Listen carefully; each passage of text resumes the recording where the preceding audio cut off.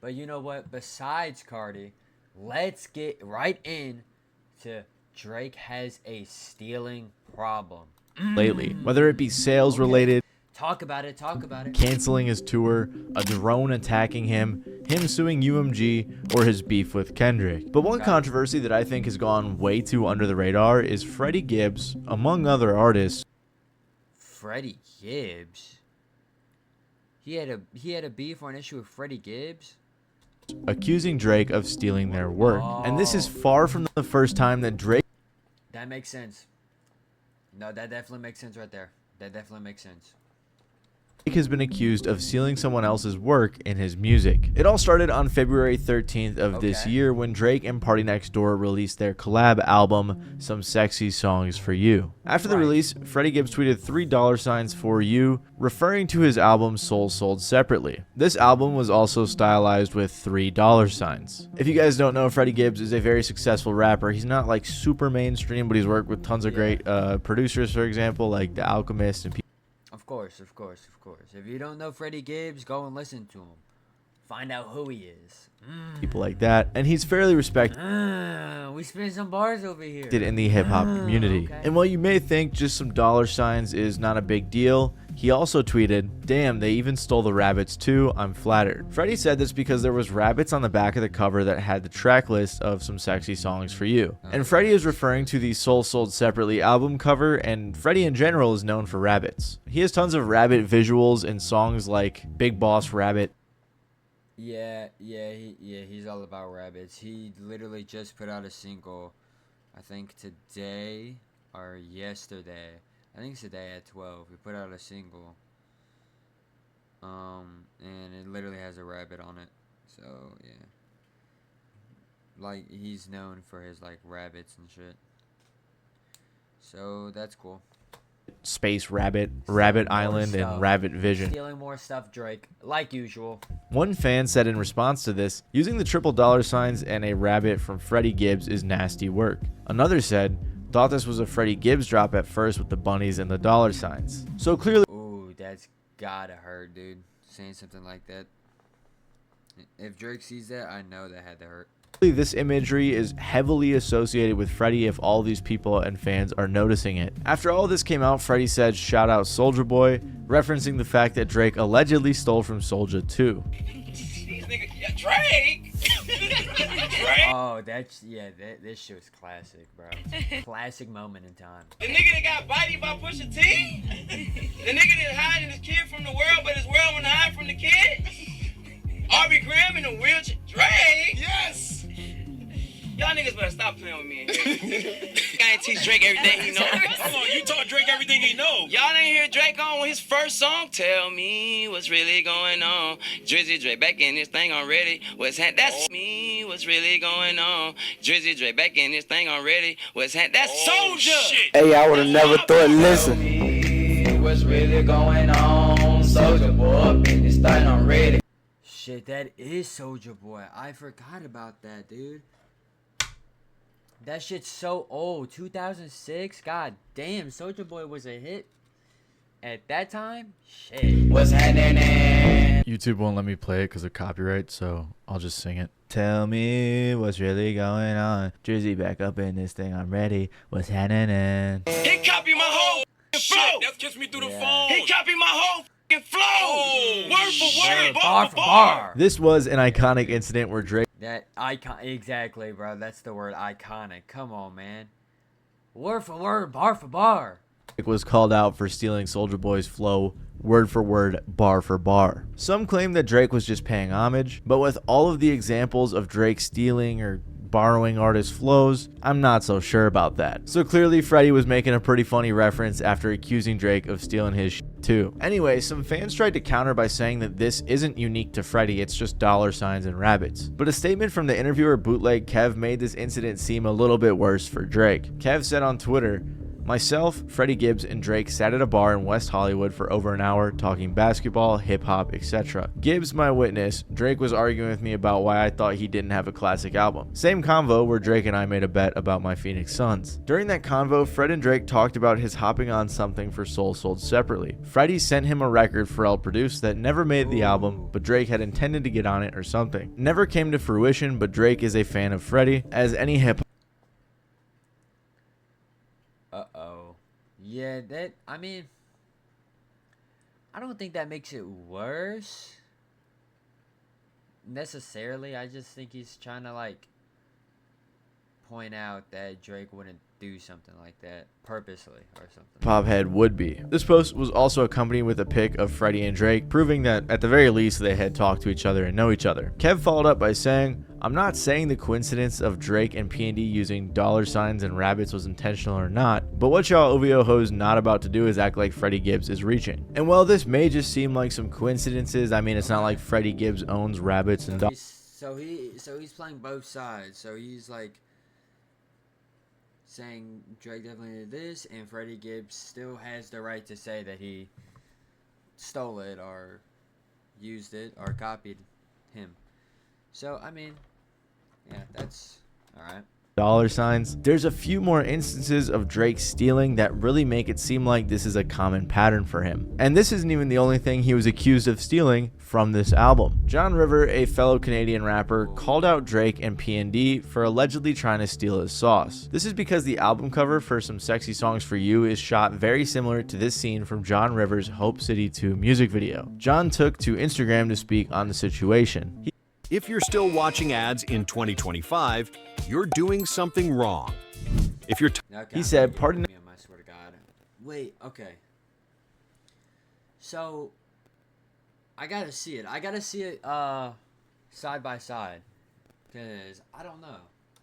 Okay, he's gonna read it. Next Door wanted to get on a call after my video went viral in the country. On this call that lasted around 2 hours, he told me he watched the video 20 times and me in front of the Monroe Towers, which is the towers from the video and the cover, was labeled new, innovative, and iconic. Why are you getting attention instead of me is exactly what he said. Apparently, Party Next Door said that John had to pay homage and was super fixated on every aspect of this music video. John also said that another OVO artist asked John to write for him, and he also said that these weird chats with OVO artists had been happening for a while. He continued on his Instagram, I saw the Party Next Door cover and I instantly knew what had happened and what had been happening. He continued to say, I would never claim a freestanding building as my own, telling someone after obsessing over their work you want to be involved, dissecting it, being rejected, and then stealing their identity and reselling it as your own is insane. So basically John... Yeah, that is kind of crazy, bro.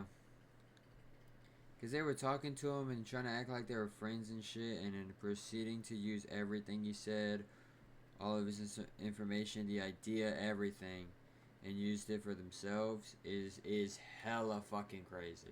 Felt that since he had been complimented and praised so much and they even tried to work with him, that was basically their way of just trying to wine and dine him and take his stuff. And while clearly this wasn't Drake directly, and who knows, Drake might not have even known about it, it was members of his OVO label. Drake and OVO have been accused of siphoning content from other artists for years. The best example of this is The Weeknd. Drake met The Weeknd in 2010 and immediately linked up with him.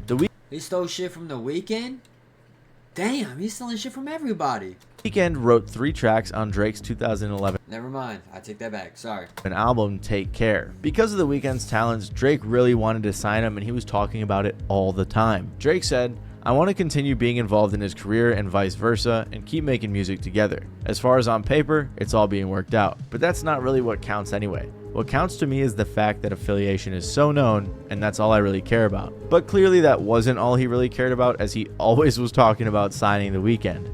This is forever the first artist that OVO ever had and still has, and OVO XO is alive forever, I promise. But then, The Weeknd signed with Republic Records, which very obviously upset Drake. After this happened, Drake said on Twitter, you won't get away with just a thank you. You owe me a favor. So what does all this have to do with Drake taking from OVO artists? Well, The Weeknd later revealed that the songs that he gave to Drake were originally meant for his album House of Balloons. He also made it sound... Ooh. I don't think The Weeknd liked that at all, bro.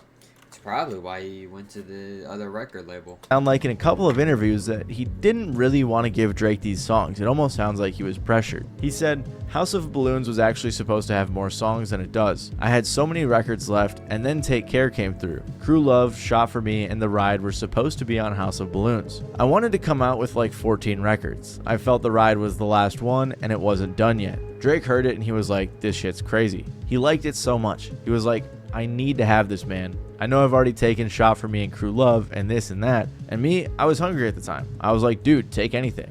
At that point, I was like, hell yeah. On top of this, The Weeknd later said to Rolling Stone, I gave up almost half of my album.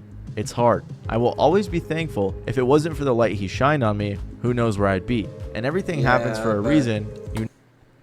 What I mean, you still gave up half your fucking album for this chump. For this chump change. So, I mean, I don't know. Never know what I would say if the success wasn't in front of me right now. So clearly The Weeknd wasn't really happy about giving a bunch of his songs to Drake. It seems like he had a whole vision for this album and that wasn't able to come to fruition. But at the same time, he was also grateful for the opportunity Drake had given him. Of course, Drake and The Weeknd had more beef for other reasons. I've talked about this pretty extensively on the channel, but who knows where The Weeknd might be if he had signed to OVO. And him not signing was a major reason that it drove a wedge between them. However, I think the prime example of Drake straight up stealing from another artist is when he took from Drum on the song Hotline Bling. Drum is an artist who now goes by the name Shelly, and back in 2014 he released a single called Cha Cha on his first mixtape. And this track went crazy. He even got a co-sign from Beyonce and Chance the Rapper. This launched Drum to a whole new level of success and even landed him a record deal. But then in 2015, Drake released a song called Cha Cha Remix. In this song, it had a similar chord progression and melody and just kind of overall vibe to Drum's Cha Cha. I mean, it was called a remix originally. Then it was later renamed to Hotline Bling and it became one of Drake's biggest songs. Drum said on Twitter, yeah, I feel I got jacked for my record, but I'm good. He followed up by saying, bitter though, because after my performance, all I'm seeing is Cha Cha Hotline Bling comparisons on my timeline. Even Erykah Badu responded saying we loved Cha Cha first. After not talking about this for quite some time, Drake eventually spoke to Fader, saying that this was basically one of those songs where everyone wanted to do a remix and put their own spin on it. He said, you know, like in Jamaica, you'll have a rhythm, and it's like everyone has to do a song on that. Imagine that in rap, or imagine that in R&B. Imagine if we got one beat and every single person, me, this guy, all these guys, had to do a song on that one beat. So even though there's... Yeah, but that never happens, bro. Nice fucking excuse to, like, just make people be like, oh, yeah, okay, yeah, you're so right, dude. Let's just, like, bypass all that shit you just copied and basically stole from this guy to get a fucking hit record, you know? That's cool, man. That's great. We love that, bro. Gotta love Drake, man. There's been a bit of argument about whether or not these songs are similar. Drake pretty much admitted to trying to take some inspiration from this song. But did Drake kill your record? Did it hurt your record when he put it out? Yeah, it really did. You know that as a DJ. Yeah. Damn, but I thought it was still gonna work on the charts. Damn. You would at least think the DJs would blend it in. But guess what? Play Cha Cha and Hotline Bling. Now Drake sold it up a lot.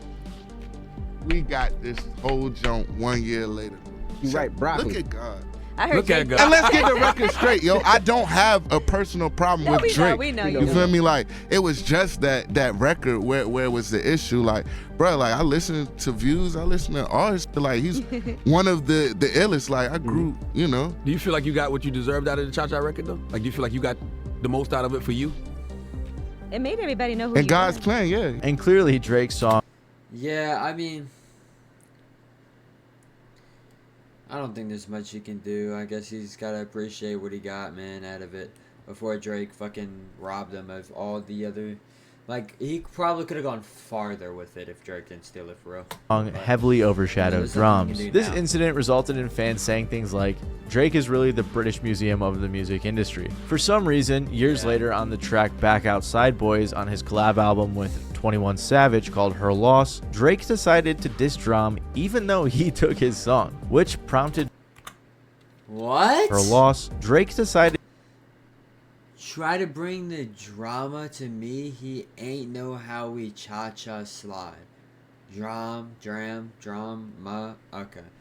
Like, are we serious, bro?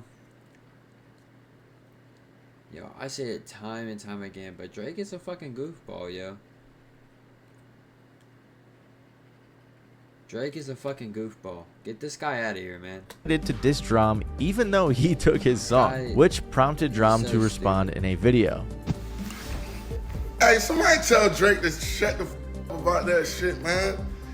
5 years ago, this nigga never even f***ing touched me, nigga. I pressed his ass. His f***ing bodyguards, goddamn. I ain't gonna hold you. His bodyguards went to town on the kid. But his bodyguards did, not his bitch ass.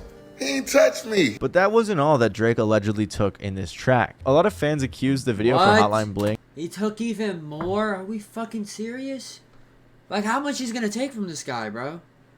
Of taking the style of artist James Terrell. They thought that he was stealing or at the Oh, so not the same guy.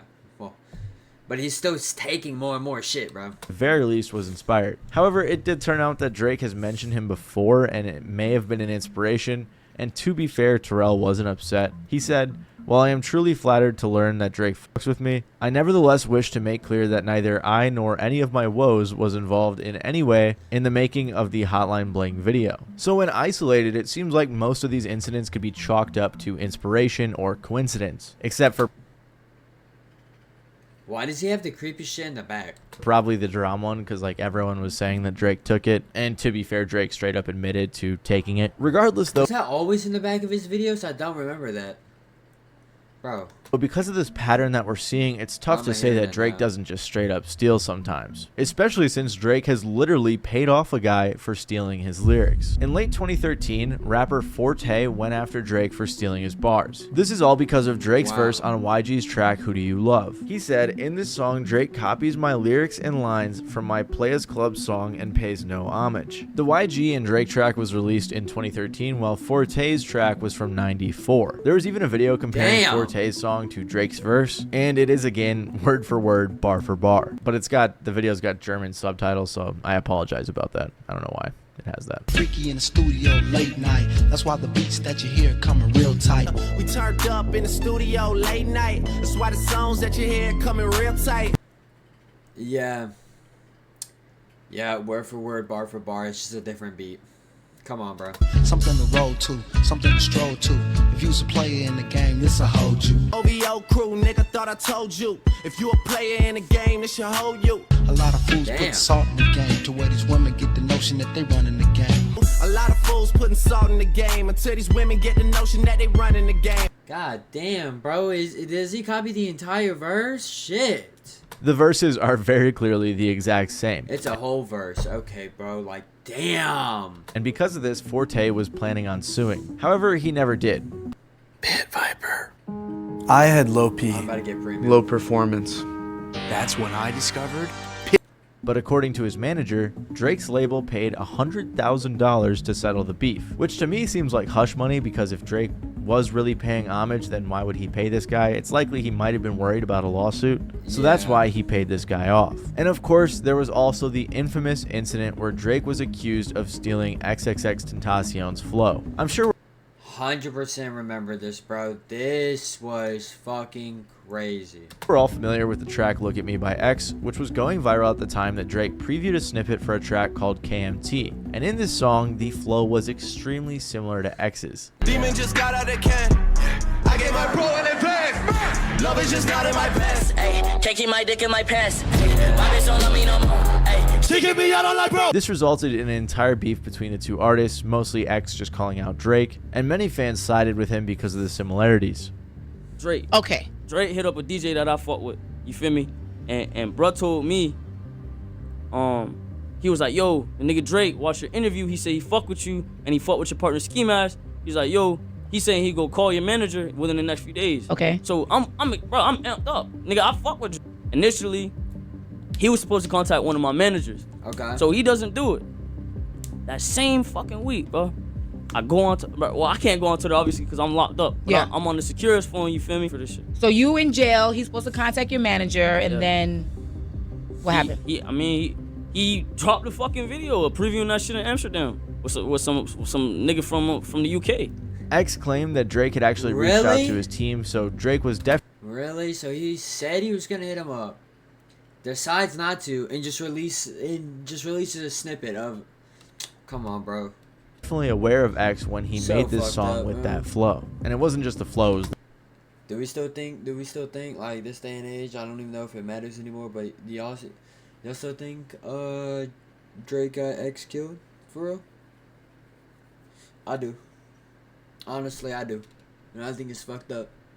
And that's why I don't really fuck with Drake like that, but you know. The rhyme scheme too. In the comments of this video, a fan said, Drake is infamous for stealing flows. The truth is, Drake is a culture vulture, biting flows and entire 100%. styles. There's influence in creating something derivative of someone out of respect, and then there's straight up copying / biting someone's entire flow or style, which Drake is guilty of countless times. And clearly, as we've seen, this is becoming more and more obvious. A YouTuber by the name of Kamal that I think is super underrated made a video talking about how Drake is a fraud and copies all sorts of different styles. I can't really explain it as well as he can, so I'm just gonna let him explain. The greatest advice Wayne has ever given me, and it's a constant, it's less of advice and more of a constant reminder, which I love him so much for saying this to me, is, you know, he's always just like, man, please be yourself. Please don't ever try and be me or anybody else. The thing is dead, trust me, headshot them bomb up. Don't ever go get tattoos. You don't have to dress any different, you know, because I like from the day Wayne met me to now, I haven't changed anything about myself. Aubrey, what happened? You can tell me. Wayne, why would Drake be himself? Yeah, bro. I didn't know this interview existed, but this interview shows so much, bro. Wow. Just wow.